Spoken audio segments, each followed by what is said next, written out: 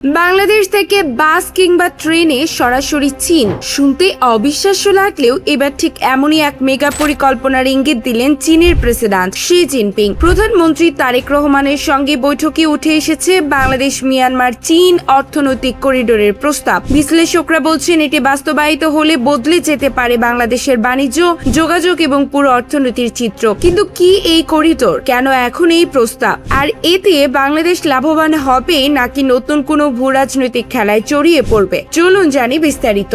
চীনের রাজধানী বেইজিং এ অনুষ্ঠিত বৈঠকে প্রধানমন্ত্রী তারেক রহমান ও চীনের প্রেসিডেন্ট শি জিনপিং এর মধ্যে গুরুত্বপূর্ণ আলোচনা হয়। বৈঠকের পর প্রধানমন্ত্রীর কার্যালয়ের মুখপাত্র মাহাদি আমিন জানান, বাংলাদেশ থেকে মিয়ানমার হয়ে চীন পর্যন্ত একটি অর্থনৈতিক করিডোর তৈরির প্রস্তাব দিয়েছে বেইজিং। এই করিডোরের উদ্দেশ্য শুধু একটি সড়ক বা রেল লাইন তৈরি নয়, বরং এর মাধ্যমে বাড়বে বাণিজ্য, কমবে পণ্য পরিবহনের সময়, উন্নত হবে মাল্টিমোডাল ট্রান্সপোর্ট ব্যবস্থা এবং বাংলাদেশ পরিণত হতে পারে দক্ষিণ ও পূর্ব এশিয়ার অন্যতম যোগাযোগ কেন্দ্রে। প্রস্তাব অনুযায়ী চীনের ইউনান প্রদেশের কুনমিং শহর থেকে করিডোরটি মিয়ানমারের মান্দালয়, ইয়াঙ্গন ও কিয়াউকপিউ বন্দর হয়ে বাংলাদেশের চট্টগ্রাম ও কক্সবাজারের সঙ্গে যুক্ত হবে। অর্থাৎ ভবিষ্যতে সড়ক, রেল ও সমুদ্র পথ মিলিয়ে একটি বিশাল অর্থনৈতিক নেটওয়ার্ক তৈরি হতে পারে। বিশেষজ্ঞদের মতে এই করিডোর বাস্তবায়িত হলে বাংলাদেশের তৈরি পোশাক, কৃষি পণ্য এবং অন্যান্য রপ্তানি সরাসরি চীনের বিশাল বাজারে প্রবেশের সুযোগ পাবে। পাশাপাশি চট্টগ্রাম বন্দর, মাতার বাড়ি, গভীর সমুদ্র বন্দর এবং বিভিন্ন অর্থনৈতিক অঞ্চলে নতুন বিনিয়োগ আসতে পারে।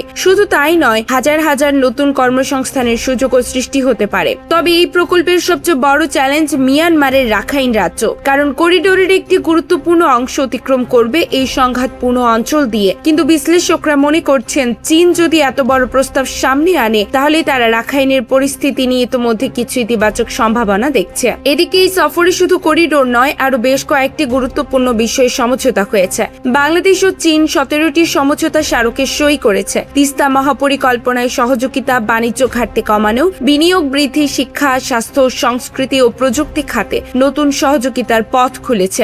সবচেয়ে আলোচিত বিষয়গুলোর একটি হলো 2+2 সংলাপ। এর আওতায় দুই দেশের পররাষ্ট্রমন্ত্রী ও প্রতিরক্ষা মন্ত্রী পর্যায়ে নিয়মিত কৌশলগত আলোচনা হবে, যা বাংলাদেশ চীন সম্পর্ককে নতুন উচ্চতায় নিয়ে যেতে পারে। বিশ্লেষকরা বলছেন এটি শুধু একটি সফর নয়, বরং বাংলাদেশ চীন সম্পর্কের নতুন অধ্যায়ের সূচনা। ঢাকা বিশ্ববিদ্যালয়ের আন্তর্জাতিক সম্পর্ক বিভাগের অধ্যাপক লাইলুফার ইয়াসমিন তো একে সাম্প্রতিক সময়ের সবচেয়ে সফল রাষ্ট্রীয় সফরগুলোর একটি বলে মন্তব্য করেছেন। কারণ এবার চীন শুধু সরকারের সঙ্গে নয়, বাংলাদেশের দীর্ঘমেয়াদী উন্নয়ন ও আঞ্চলিক সংযোগের বিষয়েও স্পষ্ট আগ্রহ দেখিয়েছে। আর সবচেয়ে বড় বিষয় হলো এই করিডোর বাস্তবায়িত হলে বাংলাদেশ এশিয়ান হাইওয়ে নেটওয়ার্কের সঙ্গে আরো শক্তভাবে যুক্ত হওয়ার সুযোগ পাবে। তাহলে কি সত্যি একদিন ঢাকা থেকে বাস বা ট্রেনে চীনে যাওয়া সম্ভব হবে? মিয়ানমারের অস্থিরতা কাটিয়ে যদি এই মেগা করিডোর বাস্তব রূপ পায়, তাহলে সেটি হতে পারে বাংলাদেশের ইতিহাসের সবচেয়ে বড় যোগাযোগ ও বাণিজ্য বিপ্লবগুলোর একটি। এখন দেখার বিষয়, শি জিনপিং এর এই সাহসী প্রস্তাব কাগজে কলমে সীমাবদ্ধ থাকে নাকি বদলে দেয় পুরো অঞ্চলের অর্থনৈতিক মানচিত্র।